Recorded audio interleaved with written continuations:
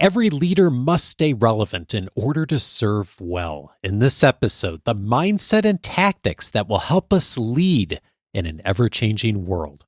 This is Coaching for Leaders, episode 705. Produced by Innovate Learning, maximizing human potential. Greetings to you from Orange County, California. This is Coaching for Leaders, and I'm your host, Dave Stachowiak. Leaders aren't born, they're made. And this weekly show helps you discover leadership wisdom through insightful conversations. One of the things that I think we all want, both as leaders and also as human beings, is to be relevant, to do things that are going to be helpful for others, to help our organizations, and to serve in a way that I know so many of us have a heart to do.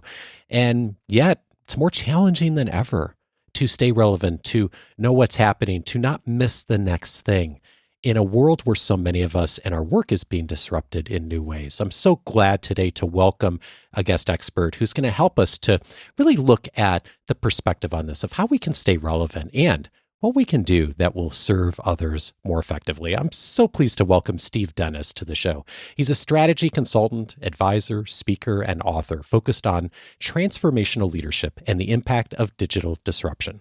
He's the president of SageBerry Consulting and host of the Remarkable Retail podcast. He's the author of the book Remarkable Retail and his newest book, Leaders Leap: Transforming Your Company at the Speed of Disruption. Steve, what a pleasure to have you. Well, it's a pleasure to be here. Thanks for having me on, Dave. Earlier in your career, you were an executive at Sears, and you and I are of the age that we know exactly what Sears is and how relevant it was as an organization. And some people listening are going to be saying, Sears? What's that? I wondered if you could just maybe briefly paint a picture of Sears and what it was, what it is today.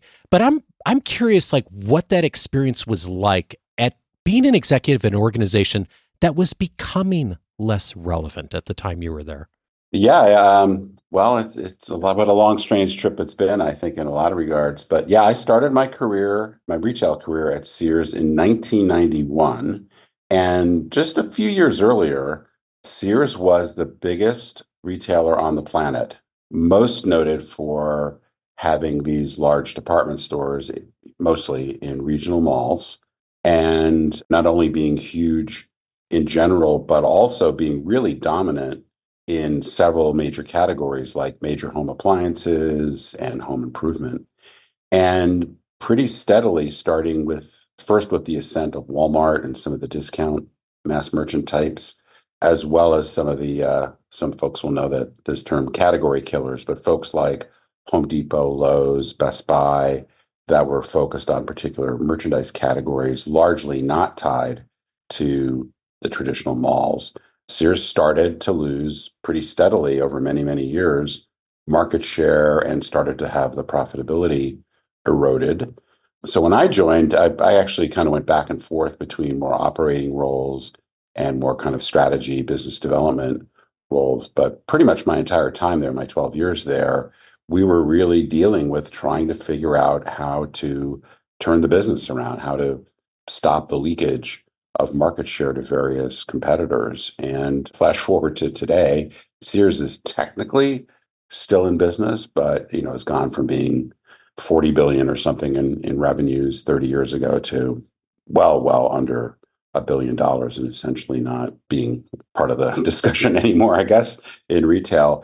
In terms of your question about being there, it really affected a lot of my work since then, because it was really blindingly obvious in the early 90s and ever more obvious as time went on that Sears was on a kind of slow slide to oblivion. You could argue about how fast and how hard that fall was going to occur, but it was pretty clear that there were things about our business model that were once quite powerful that were no longer so powerful, and that if we didn't start to change quite dramatically and do things very differently, we were going to continue to lose market share. And yet we did really, when you look back on it, with the benefit of hindsight, we did very little that really was meaningful in terms of starting or stopping, I should say, the descent. So it's affected me in terms of thinking about how is it that so many companies, because certainly Sears is not the only player that has gone from lofty heights to either being extinct or irrelevant. How is it that powerful companies with all these advantages are unable to get themselves back on the right track? Yeah, and I was really struck reading through your book on all the names of companies you cite that there's certainly times when an organization, something changes in regulatory environments or there's a massive Sure. event, but those are really the minority. When you think about the organizations, and so many you mentioned in the book, that become irrelevant, it's often a slow decline that in a lot of ways, like a lot of people saw coming, like you all did in the 90s, Right. working at Yeah. Sears, right? And I'm quoting you now. You write, in its 2023 Disruption Index study, Alex Partners found that 78% of the CEOs surveyed indicated that their companies faced serious disruption in the past year. 98% say their business model must change in the next 3 years, but 85% say they find it hard to know where to start. Those are huge percentages. This is just Yeah. reality of where we are today, isn't it? Well, it is. And I think part of the motivation for writing Leaders Leap I'm sure some folks listening will be familiar with Clayton Christensen's book, The Innovator's Dilemma. And this idea, and his book came out in the 90s, but this idea that big successful companies are often slow to change because they spend so much time protecting the core business. And that allows disruptor type companies to come up and start to steal market share away, and then over time, sometimes these disruptors become more powerful than the so-called legacy players or incumbent players. So this is not a new idea. What I think is really scary, and part of the reasons why those CEOs feel that way, is the pace of change is only accelerating. If you look at Sears' downfall or Blockbuster's downfall or any number of retailers that were once really powerful, it's not so much because of Amazon or e-commerce. In many cases, it was because of brick and mortar competitors. And when you're building stores like Home Depot has been doing for 30 years, that takes a long time to go from 100 stores to 300 stores to 500 stores to 1,000 stores. So in some cases, I often say that Sears was a slow motion crisis. Like, you could see this coming from quite a long ways away. And yet we mostly watched over 20 plus years as this happened to us. If you think about today, where certain business models that aren't relying on brick and mortar stores, largely using technology, you can go from a relatively small business to a quite substantial business in a year or two. I mean, just look at the spread of social media networks, look at the spread of AI, look at, I don't know how many of your listeners would be familiar with Temu and Shein, these Chinese direct from factory models, which have grown from basically nothing to tens of billions of dollars in revenue in just 2 or 3 years. So I think that really puts extra pressure on companies needing to really pay attention to what's happening and find ways to respond much more quickly and powerfully than I would say we had to even 4 or 5 years ago. So much of leading well or leading poorly comes down to mindset, right? Of the people who have the responsibility to guide the organization forward, whatever that organization is. And you point out some of the obstacles in the book that tend to get leaders in trouble a bit. And one of them you point out is self-sufficiency. And I think a lot of us think about self-sufficiency as a virtue in many ways. And of course it is, but it also can get us in trouble, can't it? Sure. I think, at the risk of stating the obvious, I think almost any behavior or attitude taken to the extreme can be harmful. But I know I grew up in an era where, at least most of the companies I worked for or have worked with, there's kind of a command and control structure where the leader, whether we're talking about a team leader or VP or ultimately the CEO, is supposed to have all the answers. And that to be vulnerable, to ask for help, is sometimes seen as a sign of weakness. And so I think in an era, I mean, I don't know that that was ever really a great way to run businesses or organizations. But I think in this era we're in, where disruption is unrelenting, often comes out of unexpected places, to think that any one person, no matter how gifted, is going to be able to cope and respond to everything that's going on. I think that's really very much a dysfunctional kind of ego. So I think we have to really be not only open to see how business is evolving and how new business models can disrupt us, or, at the same time, I think sometimes I frame things too much in the negative, because certainly you want to try to avoid going out of business, or, being in endless years of struggle. But the other thing is, the more agile are, the more open you are to see things in different ways, the more you can seize opportunities and perhaps get ahead of the competition in a powerful way. I came across a video online not that long ago of Jensen Huang, who's the CEO of NVIDIA, and he was giving a presentation at Stanford, and he made the point that people with high expectations tend to have very low resilience. And he said, and I'm quoting him, "I hope suffering happens to you."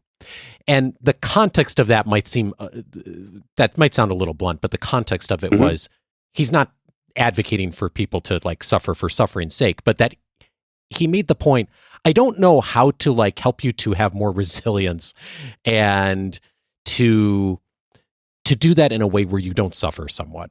And there's a part of this which is the attitude sometimes that I deserve this. I've gotten a good degree. I've gotten a lot of training. I have a certain title. I have a certain number of years of experience. And I sense that is an obstacle oftentimes for us, being able to stay relevant. Well, I think, there's a lot, I think, potentially to unpack there. One of the things I talk about in the book, which is not an original idea, it's really very much stolen from Ryan Holiday and some others, about how ego gets in the way a lot of times. And I think, if either we've had certain kind of education or we've had certain kind of jobs, and I can speak from my own experience, I think you start to believe your own press, and you start to think that you can do no wrong, and that often causes you to miss things, or to lean too heavily into a particular set of skills that have always served you well. And one of the things I say in the book is that, and I've been saying this for many years, it wasn't particular to this book, is that that what got you here is not likely to get you there. In fact, if you think, or you're really locked in on a certain set of skills, or kind of a playbook of how you've done things that have brought you incredible success, it often may make you blind and get in the way of you making the changes you need to. I can give many examples, many of them firsthand, where we kept doing the same thing, hoping it would work better. But in fact, we were just really optimizing a losing business model, kind of doubling down on a losing hand. But it was very comfortable for us culturally, or in the case of some particular leaders, to go back to that thing that had made them successful in the past. But it just turned out that that set of skills, that perspective, was not super helpful in the way the world was evolving. Yeah, and it's so hard it's sometimes really easy for someone who's not in the middle of it to see the distinction, and yet it is so hard when we're, either us or our team are in the middle of that, to notice, when are we doubling down on an idea, a path, a strategy that is maybe not the right thing long term, but and when is it that we're finding something that's new and different. And I was struck by something you wrote in the book. You say, in the months before I began writing the book in earnest, I lost count of the number of times I heard someone put forth what they thought was a keen insight, when it really was something that just about anyone who'd been immersed in the necessary work has known for years. And I think about how many times I have had that thought. Like, I've read someone's book or been in conversation, or someone said something. I'm like, oh, wow, I've been hearing that point for 7 or 8 years somewhere. And then I also think about how many times I've been that person, right? Sure, too, right, the other side. And it's part of this is I'm all we all should be for discovering new things and coming to things for the first time. And yet we can easily miss stuff that we really should be paying attention to. And I don't know if I have a clear question here, Steve, but I'm wondering, how do we get out of that path of missing stuff that is really so obvious to the people around us? Well, I think a lot of this is just what you choose to focus on and what practices, habits, processes, what have you develop. One of the things, which I don't exactly phrase this way in the book, but I found myself saying this often when I've been speaking about the book or working with clients, is if the world has changed so much, because I think everybody will agree. And obviously, I spend a lot of time in retail, but I've talked to plenty of other people in other industries. And I think most people's experience is that the competitive environment, the technology environment, the customer environments continue to evolve quite dramatically. I'm sure there's a few people listening where their businesses are relatively stable. But for the most part, we've seen a tremendous amount of disruption in just about every aspect of society and business. So if the world has changed so much, why have you or your organization changed so little? And when I speak about that, it oftentimes makes people uncomfortable because they all, not all, but many recognize that, yeah, why have we changed so little? And I think that gets to a lot of things. One is you have to, and I talk about this in one of the chapters, I think you have to open the aperture. And by that, I mean cast a wider view in terms of the inputs you're bringing into your decision making. And so that will play out differently for different organizations. But I can say for sure in retail, that's taking a look at a wider set of competitors in many cases. It's looking at impact of new technology. So, a lot of companies, and definitely my experience for a good chunk of my career, kind of going back to what I was saying about Sears, things didn't really change all that quickly for a long time. So if you're trying to understand, I don't know, a new point of sale system or a new marketing strategy or something, it wasn't necessarily that complex. Now today, if you just want to talk about marketing and you see how a TikTok video can have huge impact on sales or start to change what consumers are interested in, it's just a different environment. So you have to be willing to let go of many things that served you well in the past. You have to open the aperture to bring more data, more perspectives in, and that could mean working with different people. It's very self-serving as a consultant says that you should bring in different perspectives, but people that are going to challenge the status quo, make you see things in different ways. But the other thing I think is really important is just how different, like when I was first doing strategic planning and we would talk about things like best practices or whatever and benchmarking, those kinds of things. The field of companies we would talk about for benchmarking purposes was usually pretty narrow. We were looking at our direct competitors or people with relatively similar business models. Well, I think today customers are often comparing what we do to their last great experience.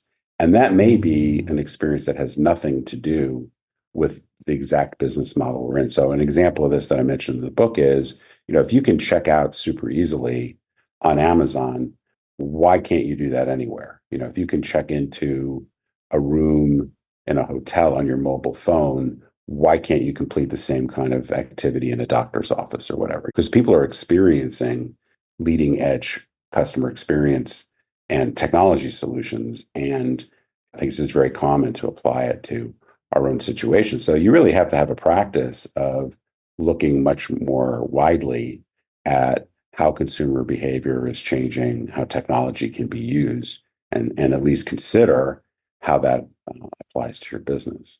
And this is what you're saying for me is sounding way beyond, I may have looked at 3 or 4 benchmark competitors before. It's not that I'm adding a 4th or a 5th. It's that I'm vastly expanding how I think about just what's going on in the world and getting inspiration from different experiences, other industries, leaders who are in disciplines that are totally different than mine. And the people you see who do that well, who you have that conversation with or are on that path and they sort of get it and they start looking elsewhere and seeing diverse perspectives. What is it that you hear from them? What's the language they're using? What's the mindset they have that others don't? Well, I think they, first of all, just buy into this just becomes a principle that they need to seek insight everywhere, or not everywhere, but in a very wide, from a very wide range of perspectives. But the other thing, and I think this is really critical, is it just because of the way most, at least bigger organizations tend to operate, is you have the budget for exploration. That whether you call it an R&D budget or what have you, but I think companies that don't do this well, they tend to be very locked in on processes that don't have a lot of agility, and getting money or getting resources to go explore is tough to do. So you have to make a proactive decision and set up mechanisms to have enough time. And the amount of time you need to do will certainly vary by competitive situations and your particular industry dynamics. But if it's like, for example, I talk about a company I worked with a few years ago when they were working to, or starting to, really look at a different way of going to market, or at least be open to pretty significant change in the way they go to market. When they started that process, they spent a bunch of money with consultants, but they also spent a bunch of money and time going around the world and visiting and speaking to people that were innovating in customer experience quite broadly. So even though they are a primarily manufacturer of apparel, athletic wear, and so forth, and have some of their own stores, they were visiting, bakeries, they were visiting hotels, they were talking to universities about some of the early stage work and looking at different membership programs and things like that, because they were really opening the aperture to the range of possibilities and trying to say, okay, well, can we adapt perhaps something that we're seeing that's going on in Brazil maybe, and start to stand up some experiments or proof of concepts for our own business. So, but you have to have the openness to allow your top 30 executives, or whatever exactly it was, to go around the world for 2 or 3 weeks, to devote time to these meetings, to spend money that's not going to pay off for 3, 4, or 5 years, maybe longer. So that's, if you don't have the resource allocation mechanism, and you don't have mechanisms to test more stuff, and you don't have skill sets of people that know how to experiment, and you don't build that agility in your system, it's very unlikely you're going to do anything substantive. Then it's just kind of like a hobby project. One of our pastors years ago made the point that if you want to know what's important to a person, look at their bank statement and their calendar. And the distinction I'm hearing from you in which you just said is that, a lot of people espouse innovation. A lot of people espouse like wanting to get insight from different sources. A big difference maker is, though, the people who are really doing that are actually making the time in their schedule, and they're putting budget behind it. And that is, if that's happening, that's an indicator that you're on the right path. In my experience, it is for sure. The other thing, going back to what you were saying earlier about what I wrote about people getting up in conferences and saying stuff that was years old, it's also revealing that they haven't been doing the work to stay current, because it's not possible, because this is what I do for a living, looking at trends and seeing patterns. We can have different interpretations, and different insights will apply to different organizations in different ways, for sure. But some things are just not possible to have missed if you were doing the work.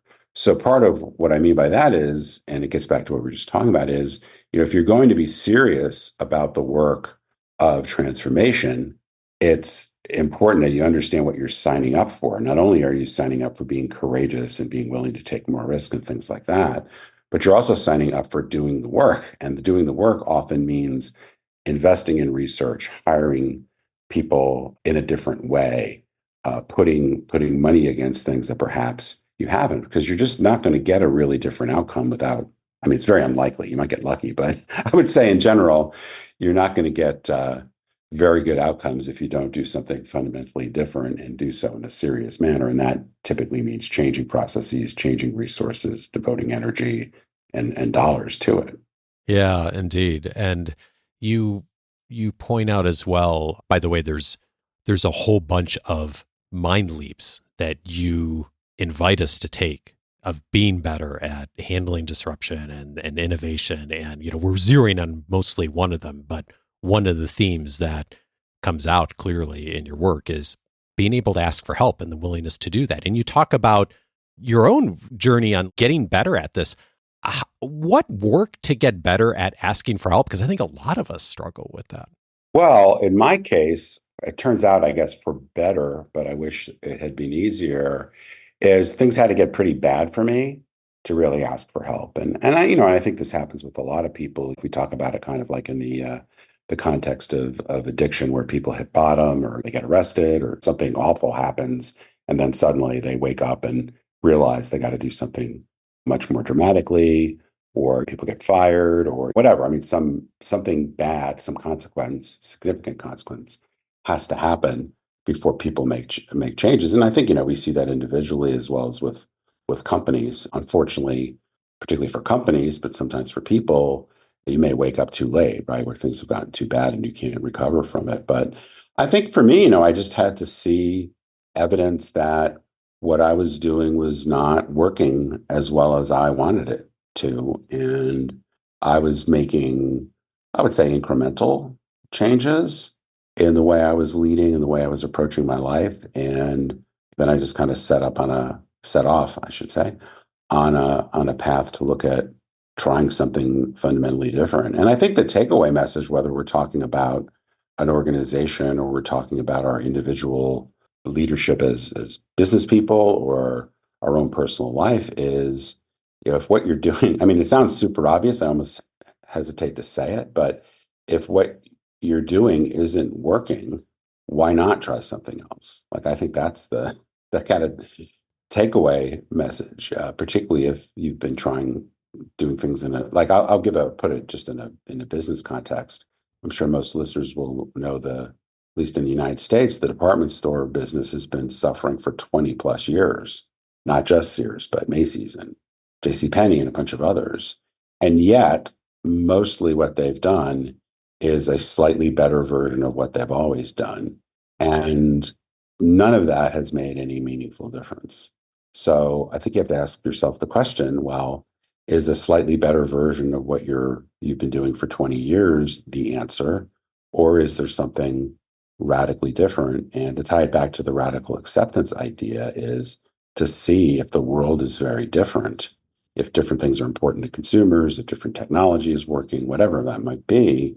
You have to accept that as the truth and then take action against it, as opposed to kind of living in this kind of zone of denial where you're just kind of talking yourself into this is going to be fine. When I think, if we're really open and honest with ourselves, then you see, it's not, there's really no chance or very little chance that what I'm doing is going to result in the kind of success I want. So, I mean, I think it takes a lot of courage to be willing to both see your situation in a different light, to maybe realize that the things you've been doing are not really working, and then to really try something which could be pretty radically different. Again, it depends a little bit on your situation, how radical the change has to be. But in my case, personally, the way I was doing things, I felt like I really had to do things in a pretty different way. Keep things that were working well, but let go of things that weren't.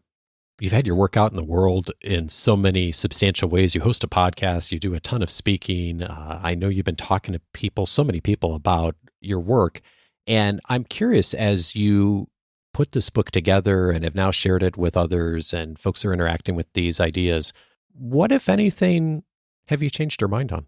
Well, I don't know if this is a complete change. It's been a little bit of an evolution. But one of the struggles I've had, and I guess it's just inherent to the choice I've made about doing what I do, is there's a lot of being a consultant, of being quote unquote a thought leader or content creator, whatever. That is a lot around look at me, look how good my ideas are, pay attention to me, very kind of ego affirming, as well as just kind of shameless self-promotion. And I started to really reframe the way I share things, which is very much a work in progress, I will say. But in terms of thinking about it as a gift or an act of generosity, as opposed to more the ego-driven kind of like, I have a bunch of good ideas and you should listen to them, and I need to convince you that I'm right. Like I said, that's been an evolution for me in a lot of respects. But I think really with this book, I've kind of flipped the script a little bit to say, here's my experience. Here are things that I've found. I'm not trying to have it be a PhD level thesis, exhaustive survey of all the thinking in the world. It's not that kind of book, and I'm trying not to speak about it in that way, but really think about it as a gift that some people will receive and get benefit out of it, and others won't for whatever reason. And I can be okay with that. Steve Dennis is the author of Leaders Leap, Transforming Your Company at the Speed of Disruption. Steve, thank you so much for your time and your work. Well, thank you. I really appreciate the opportunity.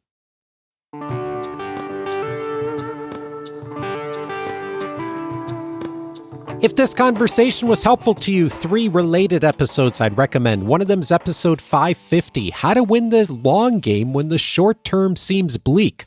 Dory Clark was my guest on that episode, and we talked about the reality that all of us run into in our careers. Maybe you are right now, where you know where you're heading big picture, but short term, things aren't working. Maybe it was a position that didn't work out. Maybe it's a career path that you thought was right, but turns out is not. Or maybe it was waiting on a prospect or a donor to come through and they didn't for whatever reason for you or your organization.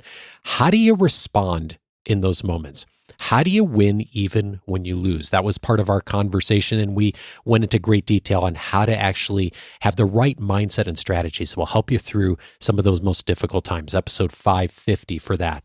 Also recommended the conversation with Whitney Johnson on episode 576, how to help people engage in growth. Almost all of us in our roles are charged with helping others to grow. Whitney and I talked about the S-curve in that conversation, and especially at the early stages of growth, how we can help set others up for success. And yes, how we can do that better for ourselves too. Episode 576 for that. And then, of course, I'd recommend the recent conversation with Maurice Ashley, episode 697, how to keep improving. Maurice is chess's first Black grandmaster. He talked in that conversation about how he has worked to keep improving in his work. And of course, so much of his work as a grandmaster is supporting other players and really working at the highest levels of competitive chess, and how he thinks about improving, how he helps other people to do that. A fascinating conversation. Episode 697 for that. All of those episodes you can find on the coachingforleaders.com website. If you have not yet set up your free membership, I am inviting you to do that today. Your free membership opens up access to you for all of the episodes in the library since 2011, searchable by topic. We have this filed under personal leadership, this conversation today with Steve. So many other conversations we've had, along with dozens and dozens of other topics inside of the library. It is a great starting point for you if you're looking for what's most relevant to you right now. Relevance is so key to this, right? It's why we've designed the free membership the way we have. All of the podcast apps, you can scroll through and see all of the episodes there, but you can't search by topic. And that's why we've set up the website so you can find what's relevant to you right now and drive your learning forward for what's going to help most in this moment. Coachingforleaders.com to set up your free membership, and you'll be off and running with us. And if you have your free membership, I would invite you to consider Coaching for Leaders Plus. Coaching for Leaders Plus opens up an entirely next set of benefits for you. And one of those is my weekly journal entry. I write a weekly entry every single week. I send it out on email to all of our Plus members. And one of my recent entries, I talked about the trap of deifying or demonizing. A lot of times when we work for someone or we work with someone, we have a tendency to put people into boxes. Either this person's great, I love them, they've supported my career, and sometimes that we don't see some of the struggles, the blind spots. And then demonizing, we all tend to do that too. Well, someone wronged me, or I didn't like the way they gave me feedback, and I discount much of what they say in the future. In that journal entry, I talk about how in most situations, it's actually helpful to land somewhere in between. What are the good things we can find in everyone? What are the things that we see from others that we don't care for ourselves and that we use as learning opportunities for us? That's one of the recent journal entries. Every single week, I'm publishing another journal entry coming to you on email. It's one of the benefits inside of Coaching for Leaders Plus. To go find out more, go over to coachingforleaders.com Plus to find more details. Coaching for Leaders is edited by Andrew Kroger. Production support is provided by Sierra Priest. This next week, 2 additional episodes coming your way. One of them is this Saturday, a Saturday cast coming with one of our Coaching for Leaders fellows, Shandy Welch. We are talking about how to talk to people who intimidate you, a reality we all face in our careers. And then next Monday, our next regular episode is with Stephen M.R. Covey on the beliefs of inspirational leaders. Join me for both of those conversations in the next week. Have a great week and see you on Friday for the conversation with Shandy. Take care.